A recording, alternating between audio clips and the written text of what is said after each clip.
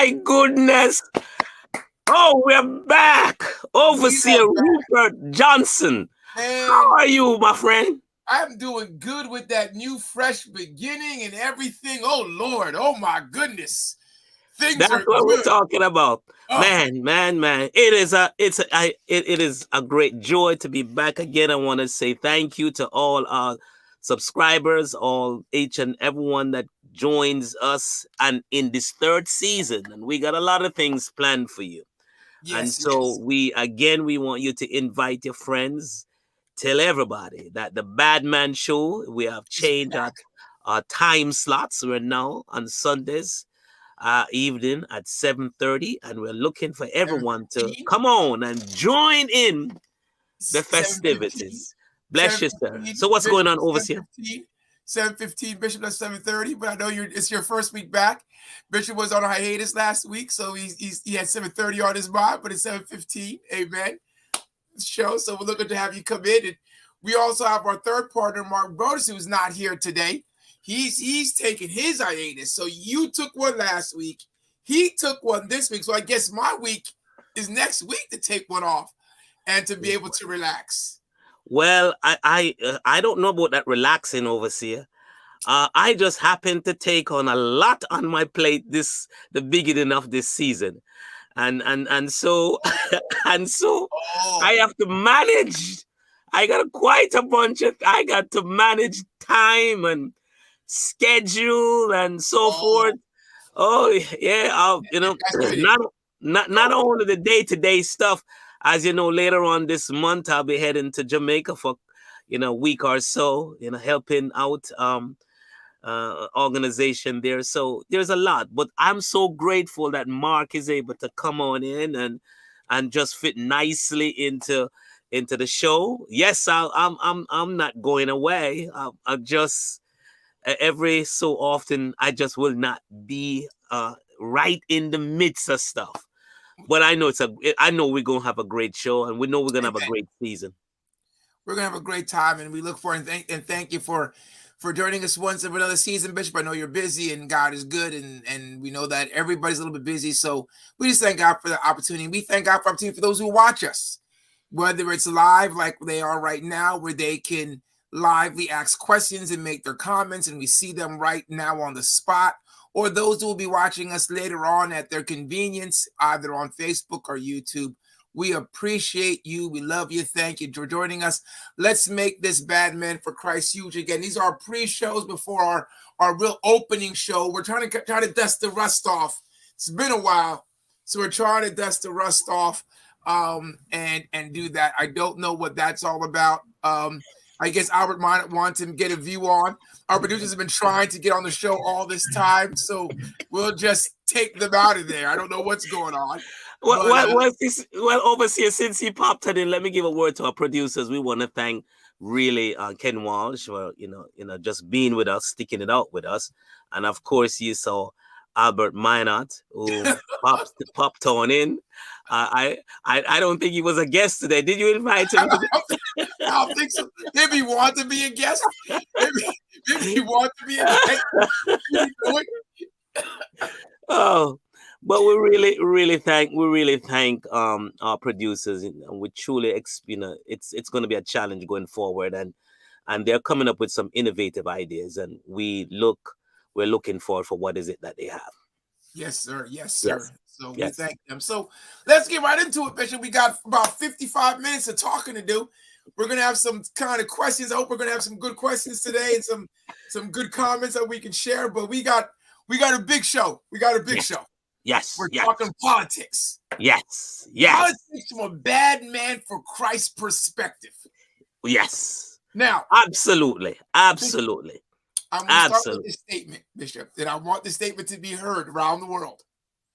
We are talking politics. We're talking about the known, not the unknown, not the possible. We're talking about the known. All right, let's keep it to the known. I mean, if you want to get to the probable, if you want to get to the maybe, okay, but I'm going to keep it to the known. Now, here's a question: are you red or blue? My blood is red. My face gets blue if I get sad, so I'm neither or both. I am Rupert Johnson. Bishop, I don't know how you want to answer it, but I'm just going to say I'm neither. I'm Rupert Johnson. I'm neither. I am with any color that supports my objectives and make sure my bottom line is looking good. and that's exactly where I wanted to jump right into the show with Let's the do it. money. Let's do it. Overseer, I'm gonna start off with this statement, and hopefully we have a question.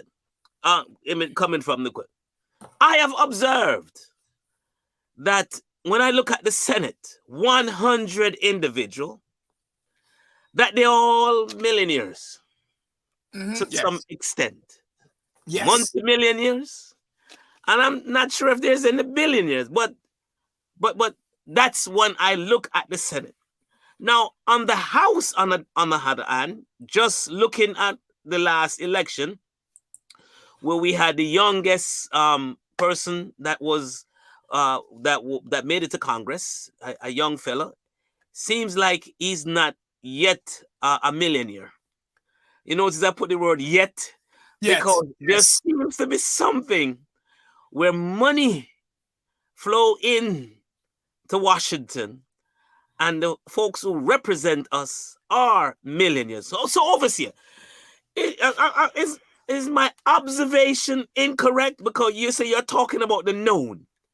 Uh, can you help me as to how we can have millionaires who probably don't even know what the price of a gallon of milk costs, writing laws for majority of the folks who are living probably from paycheck to paycheck? Well, right. So your second part for your verse part. So let's start with the first part. How do we have so many of these people in millions? First of all, campaigns cost. So most likely, you already have to come from money to even just run a senator campaign. Because if you don't have the backing from your party, it costs way too much to try to be a senator in a region. Think about trying to be a senator in the state of New Jersey alone. I think there's two senators. There's two senators from every state. So half the state you have to kind of commit to campaigning, going around and spreading the word. So that's part of it. Now, 94% of most of our millionaires that are in the Senate, they're either were already rich or their spouse is making a lot of money and is rich. So you're looking at them having ways to gain more. Now, people will also say there's other way that they garnish money. And it's not that's not speculative. That's sort of a probable. I wouldn't say it's true, but it's a sort of a probable.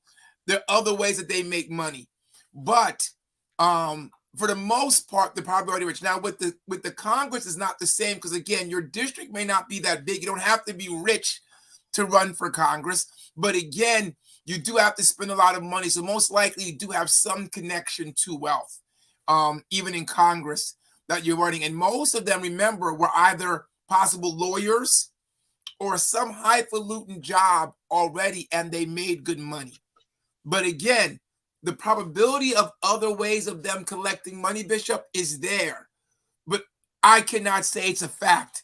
I can just say it's probable because the signs kind of show that that's what happens. But again, it's not legal, so we cannot say that it's true. That's what I would say. Now, you can put your points in because you asked the question, so I'm sure you have some thoughts on this. Of course, yes. And my thoughts are simply this: that rich, they used to be all white men, and let me just be clear, but now we're getting some diversity. But at least 10, 15 years ago, it was 100 rich white men. Now we got a diversity. We now have women, and we have mixed. So I'm saying, overseer, you have that portion of the population that are wealthy, that are mostly writing the laws for the country. Yeah. Unless they have some direct contact within the community that they serve or the state that they serve, the outcome is going to be leaning mostly towards those who are wealthy. Not 100%, right? Because the parties are aligned that some look at social needs. Now, today it's the Democrats, and back in prior before 60s, it was Republicans, and the other parties for the richer person. Back in before the 60s, it was Democrats, now it's Republicans. So it's not 100% true that they're not going to know or understand the needs of the less fortunate. But remember this: the church, we're bad men for Christ, right? Yes, sir. 100 years ago, the church was run by men. Rules were Yes. made by men. The wealthiest people in the church were the pastors. So there is a correlation with power and the ability to write the law oftentimes is in effect and helps you garnish power and money, regardless of what the position is. So they're not doing anything differently than what was done in every aspect of the world, right? The richest waiter is probably the one who makes most of the rules in the restaurant. It's just the way it is. That's what I'm looking at. Now, we do have some questions from one of our producers who wants to push a narrative. So I don't know if you want to take them, but that's up to you. Well, that one is for you, though. That question is for you. So, Overseer, do senators leave office with less million than they start out with, or do they leave with tens of millions after they serve? I can't tell you because I don't know the senators. And like I said, I cannot do with speculative. So I do not know if they leave with more or less. What I do know is that some senators serve too long of a term. They serve way too long of a term. There should be a term limit on senators. There's not. Some are way too old and should not be sitting in there. So I don't know. That's speculative. Again, I don't know because I don't know what they come in with. But I do know this is that, again, whether it's the church, whether it's the public or private sector, people come in with little, but often leave with much, depending upon where the power lies. I know. Well, when it comes to the church, sometimes it's also, it's also how it's administered, because they are one of the most amazing act of Pope. I think it was the last Pope Paul, John Paul.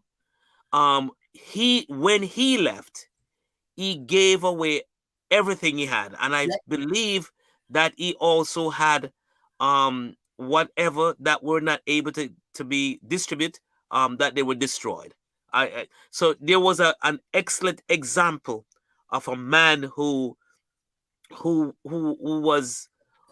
was conscious of how he distributed and was a steward of the the possessions that came into his came to him. Yeah. Yes. So should the church leaders also have term limits? That's a good question. We do. Term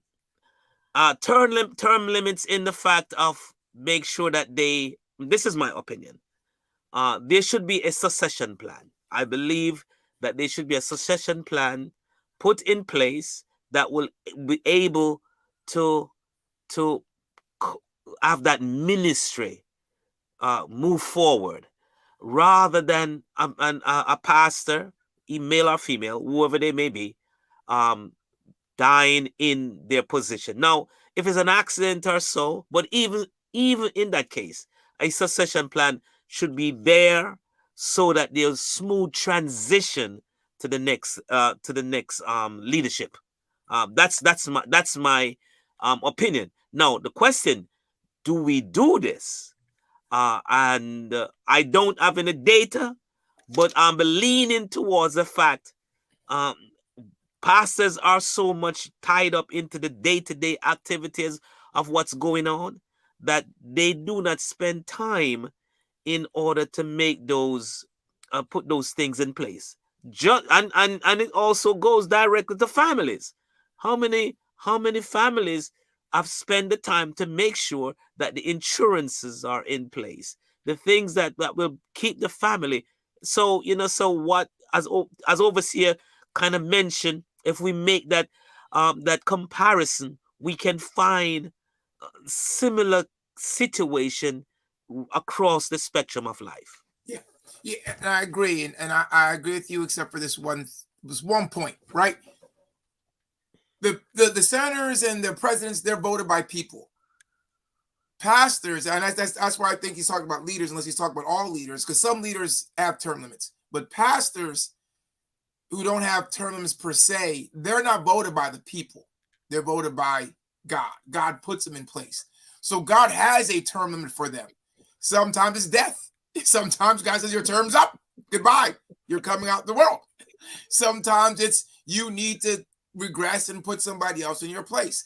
So I think that it really depends on the situation, because some churches automatically AME, um, which other one? The Methodist, Methodists, the Methodists. Episcopal. Yeah, They right, have term limits. You're not pastor forever, or and sometimes you're not pastor in that church right. that you oversight. Sometimes they move you to other places, That so is that correct. way people get a different feel for different locations. So the Pentecostal church and the Apostolic church specifically, they're a little bit different. We are more so founded and raised and groomed, and God puts you there. And then, unfortunately, the church didn't do right by certain things where the pastor had to to take secure his family. It passed on to a spouse rather than maybe who God inclined it to pass on to. Because if the spouse didn't take over the reins, the family would be devastated because of the loss of income to that family. and, Because, and like you also said, again, administration, overseer, the same kind of structure and the same type of attention that it should be directed at families, because even within the church, how many have even a basic will? yeah, yep, And how many have spent the time to make sure that they have insurance to take care of just the mortgage if they yep, if their term limit is up. yep, What in and so, and in addition to that, the congregation, how many congregation are willing to make sure that they support and fund the church in a way that these type of financial arrangements can be put in place. I mean, let's look at the Catholic Church. Even though the Catholic Church has its flaws, do you know how many people pass away and then give money out of their passing as a legacy to the Catholic Church? People have left houses. People have left part of their wills, part of their insurances to the Catholic Church, so the Catholic Church continues on. We don't have a lot of that in our world, in our Pentecostal or Apostolic churches. People pass on, leave it to their families. Sometimes we have to look at, like you said, how are we doing it in the church? The political atmosphere, because it's really talking about politics. There is a political atmosphere in the church. And unfortunately, that political atmosphere often gets clouded by the need to keep your family supported. Exactly. And we do certain things. Leaders will do certain things, not we per se, but leaders will do certain things, especially in the day when working another job was not kosher for a pastor. Good. And anybody who's worked a job and has pastored knows the difficulty of juggling both. So when that was not kosher, it was really the church help the family and support the family. But yet, like you said, there's no retirement plan. There was no insurance. There was none of those things. So when the pastor stepped down, that could have affected his family very in a detrimental way. So oftentimes the succession plan was it's going to stay from me to my spouse, and then after that we'll see what happens. I know we're doing politics, and this is not a new thing. I mean, remember, Elijah had a servant who served him, and he died, and the wife came and talked to Pastor Elijah in regarding to the fact that he had no retirement plan, and they were coming now to sell the son. So so we're not talking about anything that is far fetched. But we need to get back to our political, because there's some other questions that are going on in politics today that needs bad man attention. Yes. Speakers of the House. Oh, some. Yeah. Before let's take this question before we go in and talk about the Speakers of the House. Yeah. We kind of spoke to it already, but okay. Yeah. Why so much?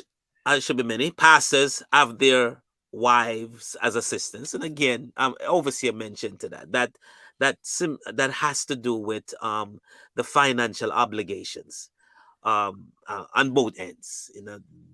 So we kind of address that. So let's jump to the Speakers of the House. So overseer was observing all the voting. I believe it was 15 votes that were taken with a lot of negotiation, to members of Congress in order for Mr. McCarthy to hold the Speaker's gavel. And in those 15, and I was notice all the things that were given away. And it seems to me, and maybe you can correct me if I'm wrong. It seems to me that that he gave away so many things just to get a gavel, and there may not be any power behind it. Now, is that gavel so important that you're willing to give away the house just to get a piece of stick? Yeah, it is. Right? Because succession, we're talking about succession plan, right? President dies. Vice president becomes president. Yeah. Vice president dies. Who's next in line? The Speaker of the House becomes president. So to him, he's saying, oh yeah, it's important. Because if anything were to happen to Joe or Kamala, I become president. So that's what I think was his thing. I don't think anything's going to happen to Joe or Kamala, but he's saying just in case, I want to be that one there.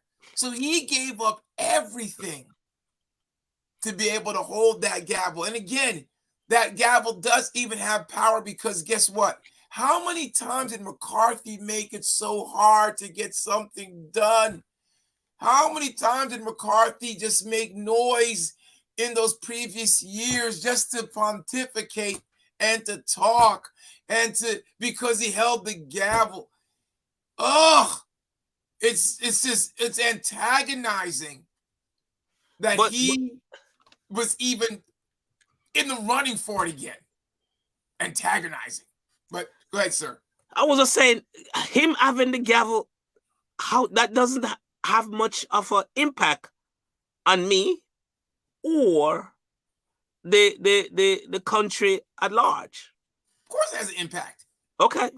Right? Because again, these are the people that, this is what I say. People say, this is not interesting. It should be. Because these are the people who you voted to make the laws for you and me. So you don't think it has impact? It does. It has impact on your health care. It has impact on your taxes. It has impact on Social Security. It has an impact on our security. It has an impact on our social services. It has an impact on our mortgages. It has an impact on our gas prices. The fact that certain people are in certain positions have an impact. Do you not understand that the boards they create and how they create them have an impact because of the people that are on them and how they vote and the lines that they vote for? That's why it's a big deal to have the majority vote, because you can then impact those things that mean you have to deal with. So it makes a big impact. It is important to know, in my estimation, who is doing what and who is, because again, if the president dies and the vice president dies, we got that guy in the White House. Interim. Come on, that's an impact. That's an impact. Well, having given away so much, he has given away so much. I don't think that there's much that he'll be able to do anyway. So I guess we will just have to wait and see. Yeah, we will. So Yes. I have a question for you as we're Yes, waiting sir. and seeing. Because some people don't think this is important, but I think it's important. So let's just talk about it. People having top level information in their homes. Important people have an important top level information in their homes. What do you think? And again, people, if you have any questions or comments, please join us. Please ask your question. Please give your comment. But what do you think about people, the presidents, ex-presidents, vice presidents, congressmen, being able to even take some of this stuff out of wherever they are, the House, the White House, and have it in their homes? What are your thoughts? And the fact that they were mocking each other. That is a very good question.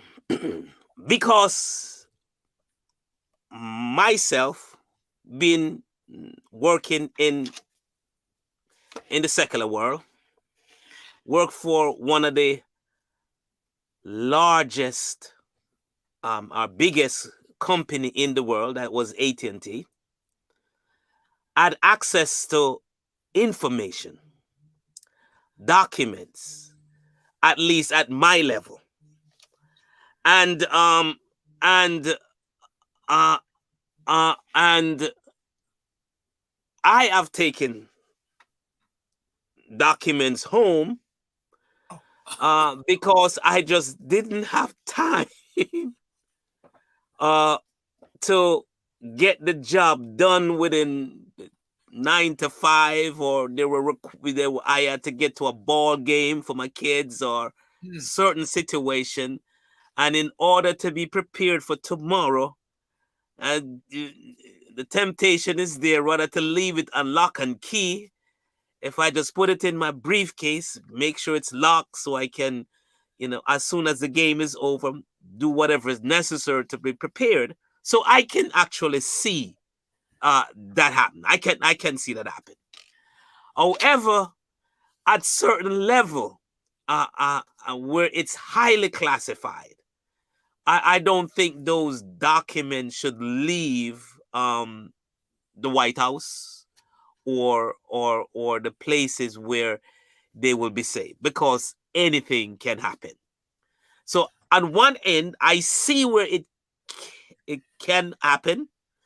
On the other end, I believe that the responsibility, because you've been elected to protect the government, the national security, that you just have to take the hit from your boss having not been prepared the next day. So I'm caught in the middle. I want to say family is very important, and very, very important. And when I think about Biden, who is well known, this is a fact, that he rather commute to Delaware from Washington, so that he could be close to his family. So on that end, I can see that happen. I can see it happen. But on the other end, he has a responsibility based upon this, is sworn to protect the national security, to say, well, I'm just not going to be prepared, and so forth. The question is, if he does what he's supposed to do and he's not prepared, what would the press do? How would we respond? So I'm wondering if we have something that contributes to this actually happening. We as the public, we as the voters, do we have something that contribute to why these things happen? Yes. And Thank you so much, sir. And let me give you my point here. And this is what people are missing, I think, when they think it's not important. If they can get out documents, and again, this goes to our security. If they can get out documents and not return them for years, that means they don't know that they're gone for months. They That, don't that know they're gone. The people don't know it's gone. Who else can do that? that's true. Can an administrator do that? Can a secretary do that? Can a janitor do that? Then it speaks to who is that secretary, who is that administrator, who's that janitor, because they don't make as much money as the president. They don't make as much money as the vice or the. Now, if somebody comes to them and says, "Look, I'll give you $50,000 to get me this document," and now our adversaries across the country, across the world, have access. Maybe they have access to our codes to make nuclear bombs. So you don't think it's important, but when a bomb drops on your head, you'll think it's important. They have access to maybe our economy, how our economy is affected or will be affected. Now, when you're paying multiple high prices for the gas or for milk or for eggs, we blame it on this thing, but it's not really that. It's these people over here affecting it because they know how to affect our economy because there's papers that are talking about it. And remember, it's not that far-fetched because the United States is very smart. They create scenarios for every single thing that's possible. They create that possible outcome and what needs to be done for that outcome so they can figure out how to fix it. So if that's the case, there can be things out there that could be detrimental to your security as an individual. And if Joe Biden, Mike Pence, Donald Trump, who, like you said, should know their responsibility, because I don't care if your family is the most important thing to you. That's great. That's wonderful. But once you take that office, I didn't tell you to run. You chose to run. I didn't tell you to go and become this person. You wanted to be that person. That comes with some responsibilities where your family may have to wait. Okay. Because there is national security. There is 330 million other people that can be in jeopardy because you decided to do your own thing. So in my case, I say we need to check up on who else has these documents. That's true. I agree. Every single person who is in the White House, in Congress, in the Senate, in the House, in the butlers, the maids, they all need to get their house checked. Make sure these documents are someplace. That's why it's important to me. Well said. Well said. Oh, it seems like we need to spend some money to improve the administration process. So when documents are logged out, that we ensure that they're logged back in. All right, let's get to some sticky topic then, overseer. People are saying, have said to me, "Are you blue or are you red?" And I have said, I'm neither blue nor red. It all, to me, it's all the bottom line. The red doesn't align all the time with my beliefs or the belief of my what my religious affiliations and what I believe religiously. The blue doesn't align with how I believe, whether it's abortion or whether it's the LGBT issues or whatever it may be. And I just want to let folks know that that for me, as with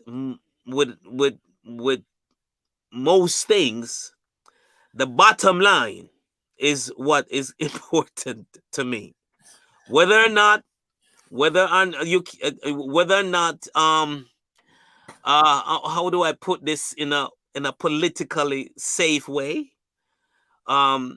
If whichever color is not taking any money away from my family, and don't tell me that, oh, you got to make a sacrifice. That's your opinion. But whichever color is not causing any hurt to my constituents, those who I care about, um, they will have my support. But it would be I'll be crazy. All right. So therefore, let me give you the bottom line. The bottom line is when I step in those behind those curtains, when they are just election where I punch a name or pull a lever, and it's just me, the Holy Ghost, and the board, all of a sudden I am transformed to a righteous, bad man for Christ who is African American. Mm-hmm. And Mm-hmm. however it lines up, that when I pull out, that there is going to be sufficient resources to get me to continue on the task that God has given to me. That is who gets the support.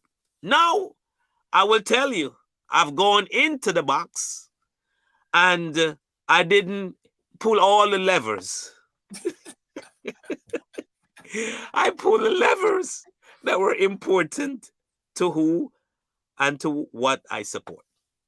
And I will do this. So to show you what I do, Bishop. The first thing I do, being a bad man for Christ, bad man show every Sunday, 7:15, join us. I first look at your character. Because your character speaks something to me. Of course, your character could be flawed and maybe not perfect. You can also fake some things I don't know. But I try to look at a person's character and see what things I can hold on to say, you're somebody that I can trust, or you're somebody that I think is trying to do the best. I don't care about how much money you make. I don't care about where you came from. I don't care about your body. I don't care about your skin color. I care about, are you willing to work for my skin color, of course, or you're working for your own, right? I think the individual that is going to be placed in office has to have an open mind to be able to work both sides of the aisles. If you don't work both sides of the aisles, if you're not willing to work both sides of the aisles, again, I don't think that you're somebody I can support, because like you said, there are some things on the left I can't deal with. There's some things on the right I can't deal with.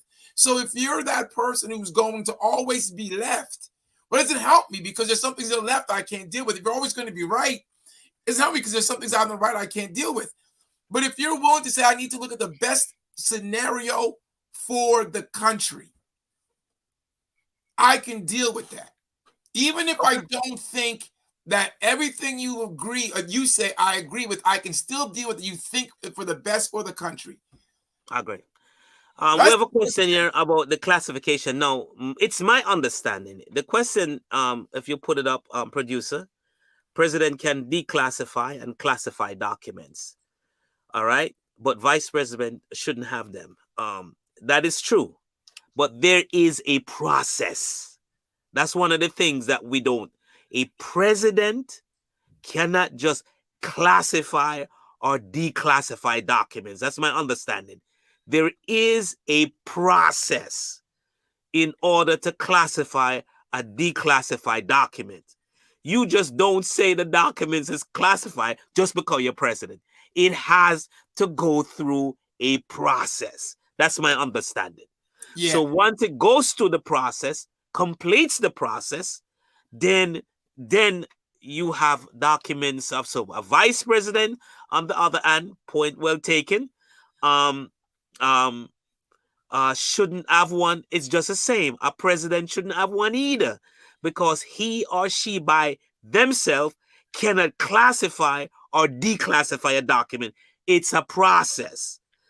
So I don't know if there's a process in place where the vice president can submit for documents to be declassified.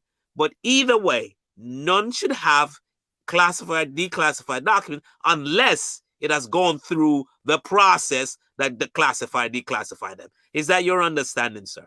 yeah. I mean, because they have to be vetted. The documents be vetted to make sure that there's nothing in there that is visible that can cause harm to the nation. So if you do take the document from said place and have it someplace, there's nothing in there that can cause harm. And a lot of these documents, they're hardly can be read. The problem is that when there's nothing vetted and you just decide declassified, first of all, it's a dumb rule. Let's just get real with it. It's a dumb rule, right? Because the president should not have so much power. And this is what's funny to me. And I don't care who's the president is. It's not about Trump. It's about any president. Should not have power to say, I'm going to declassify this, because presidents can be traitors also. They can turn. So I don't care who you are. You should not have that type of power to do something like that. It should be, like you said, there should be a fact check. There should be somebody sitting there saying, okay, let's go through this process to make sure that this thing is done correctly and right. And what the president has cannot cause this nation any harm. I know people don't think that there is these covert things happening. They are happening, and they're happening every day. You know, that's happening every day. And we have to be very careful, because it affects us. It affects the church as a whole. I think that we have to be very, very careful on some of the things, especially the Republican side of the House is doing. And I know I might have my Republican friends out there, but this is why I'm not Republican or Democrat, because there's some things that Republicans are doing that can cause detriment and harm to the church. And there's something Democrats are doing that can cause detriment and harm to the church. The whole government is looking at taxation to the churches. And unfortunately, it's not a taxation based on wealth. It's based on just, if you're a church, you're going to pay taxes. So my little church in Trenton, New Jersey, the one that God has given me a shepherd flock over, has to pay taxes, just like the multi-million-dollar church that has 10,000 members has to pay taxes on. Now, they may pay more, but just like some of our richer folks, they'll have loopholes, and they will find them where we won't. We're willing to paying taxes, sometimes more than some of these bigger churches. Right. So we have to, that there's that wariness that taxes are going to come and affect the church. So I am tired of people worrying about the left or the right. I think you just have to worry about government and make sure the people that are in the government have the best heart for the people. That's number one. Now, number two, you were talking about this the other day, and I know time is going on. You were talking about in Social Security, right? There might be a Social Security issue. Yes, right? Yes. And that's a detriment. Why don't you explain to everybody who's listening what that issue may be? And so I have been made aware that there is a conversation to increase the age for when you can get your full social. What side is bringing the red or the blue? What side is bringing that up? The red or the blue? I am not certain. I didn't do that. I need, rather than me dive into it, I rather have all my ducks in order. But it doesn't matter which side it is. The bottom line is money. So here I'm looking for in another 2 years and 6 months to put in my application for my Social Security. Ladies and gentlemen, it is my money. Let me get real close. It is my money.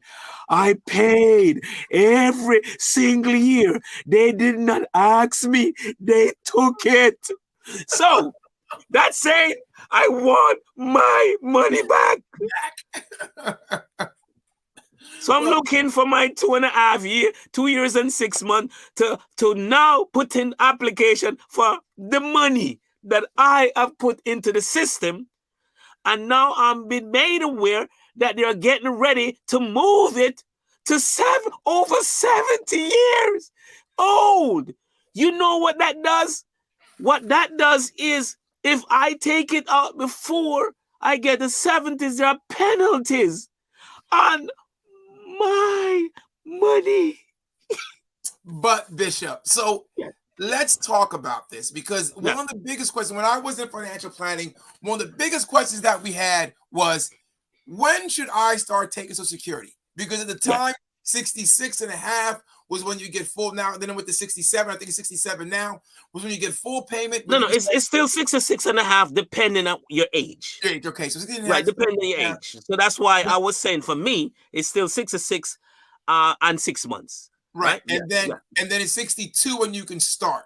So You people would can start at ask me, 62. when Yeah. should I start taking it? And I told everybody, well, how long do you think you're gonna live for? I'm There gonna you live go. until I'm 70. Then you should take Yep. it now. Yep. Because There if you you go. take it 66 and a half, you're never gonna take all the money that you put into it. So take a There bit you of go. time to get out, so start at 66. But if you're gonna live to be 100, well, then you want to start at 66 because you're going to live much longer. You need the bigger income later on. You can still make money now. So it was a question. So then moving to 70, I would ask the same question. How long, Bishop, do you think you're going to live for? So Because if you live to be so 120, like the Bible says, you better wait till 70. Because if you take it at 6, if you take it before then, you might run out. The world or the United States may run out of Social Security money before you get there because the young people aren't working. They're going on vacation. The millennials are not working.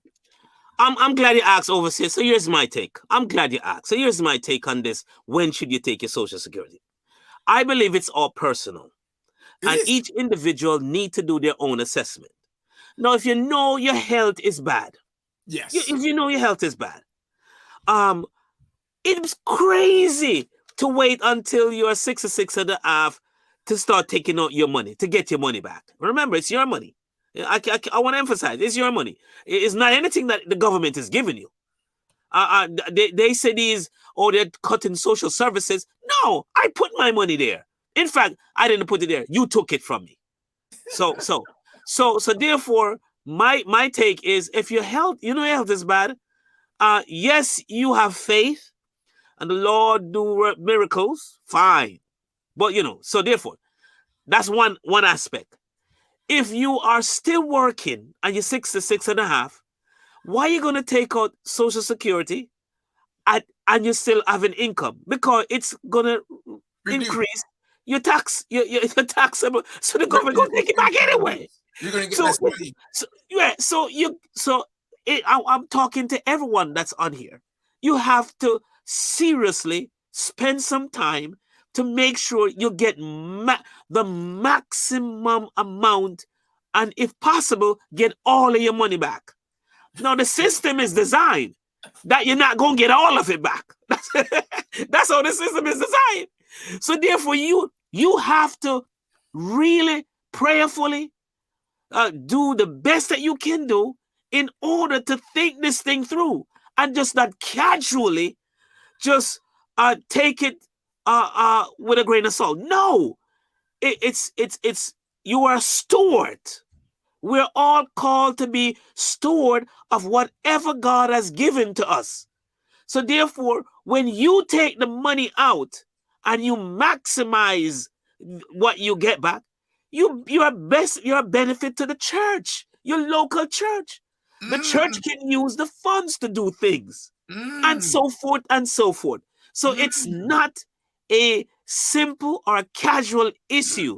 This is important, and it needs diligence, because again, the government didn't ask you.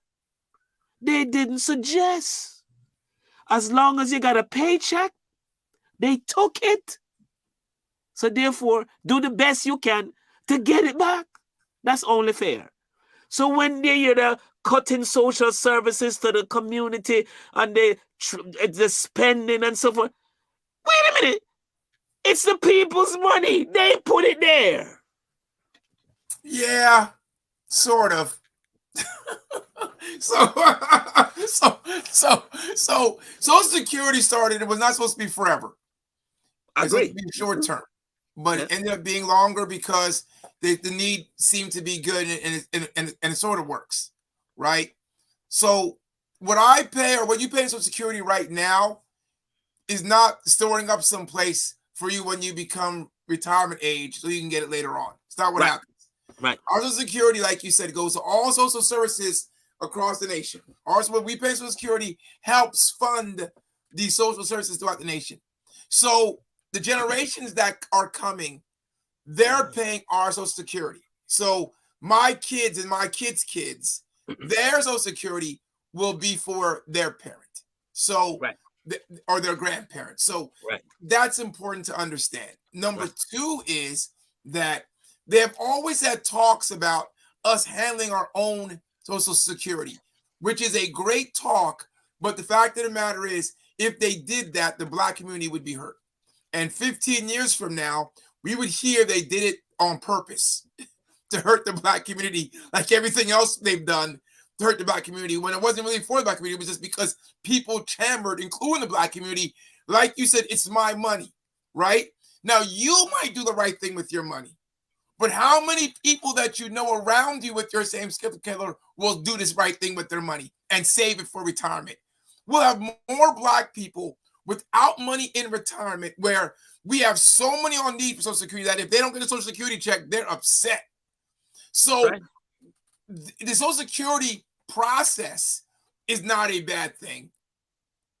But you're right. We have to look at it ourselves to figure out how we want to get paid out, because each individual is different. Different. I plan on having a income that is going to be entrepreneurial based. So I won't worry about Social Security as much because I will have passive income. That's my prayer. So I'm asking God to do. Everybody, again, doesn't have that. So you need to know, one, how much Social Security you're going to get. And you want to pay attention to what's going on in the government that affects your Social Security, because there can be effects. If the Fed's rates change, it changes how your Social Security is invested in the United States government. So that will depend on how much money you get. Right now, it's normally, and I think it still is, at the average of your last 3 years of income.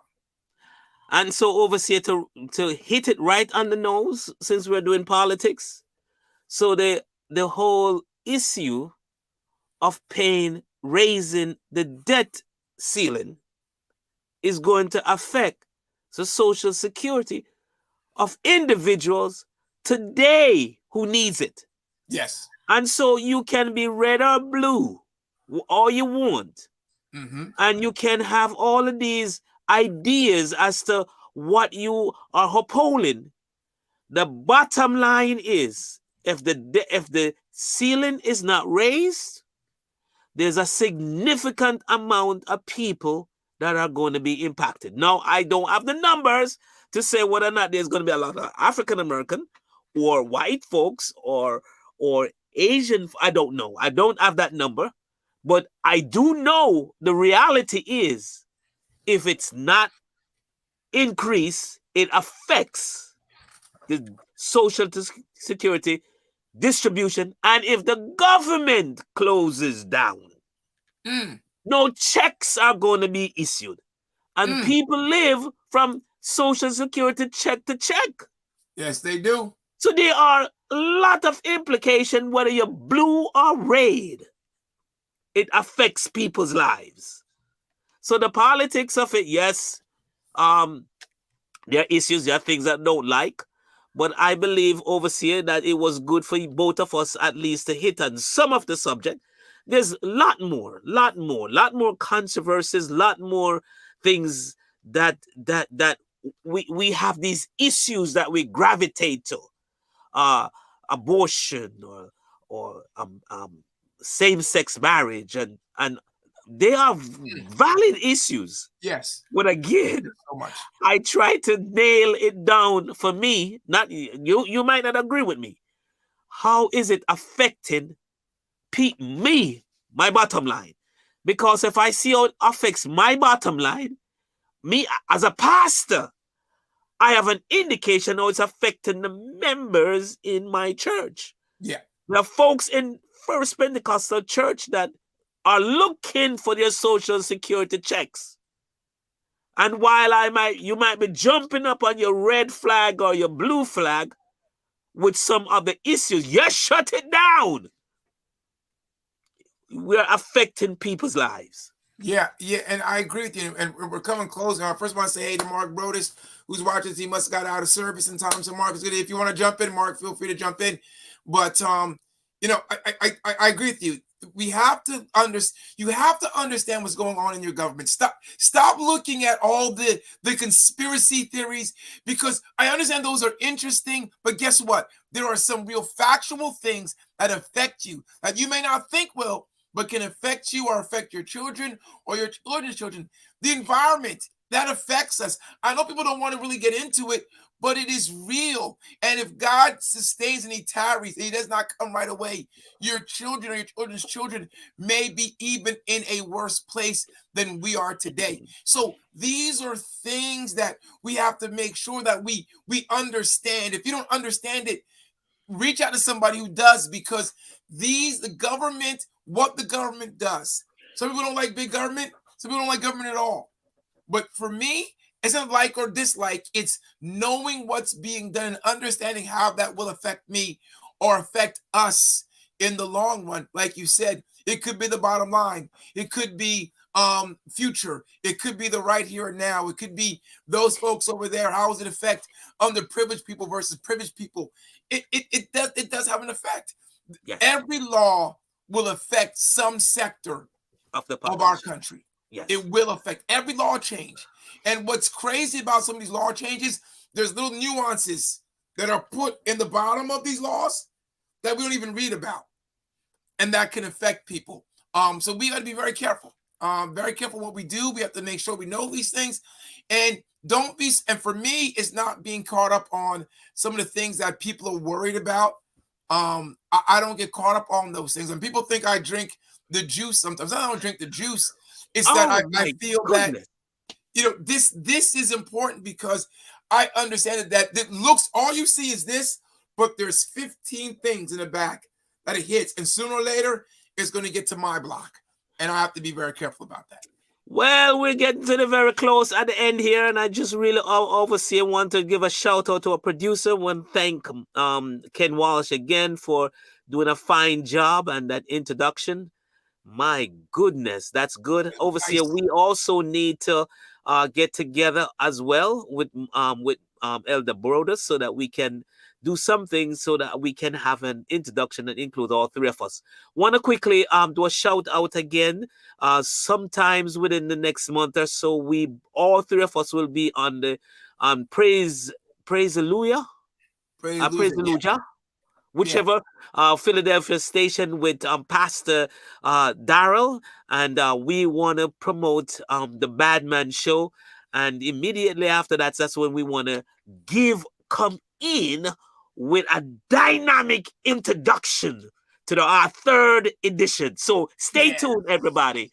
God bless you, Overseer. Thank you so much. Thank you for entertaining me today. Yeah, we don't have a closing today because we just don't have one. So we're just going to close this way. Bad Man for Christ. Every Sunday night at 7:15. Be there. Tell your friends, tell your family, tell your enemies. Come on, Bad Man for Christ. Join us. Multitask. Have the game on one side and the show on the other. However you want to do it, make sure that you tune in to the Bad Man for Christ show. God bless you all. We love you. We appreciate you. Thank you so much. Thank you, Overseer. Thank you, producer. Thank you, Bishop. Thank you, Mark. God bless you. Have a great day. Thank you, everybody. God bless. God bless.